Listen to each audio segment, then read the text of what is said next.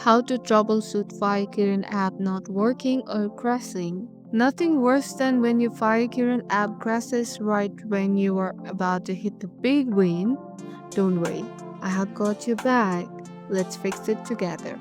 First, check your internet. Fire Kirin needs a stable connection. Try switching between Wi-Fi and mobile data to see if that helps. Sometimes the fastest fix works. Just close the app completely and reopen it. Problem solved.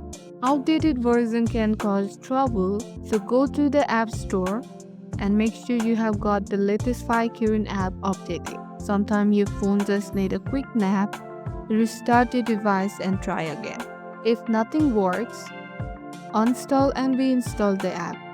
Just make sure you remember your login details so you don't lose progress. And that's it. With these quick fixes, you will have your Fire Kirin app running smoothly again. Now go back, blast the face, and keep winning.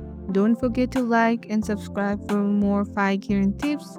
Catch you in the next one.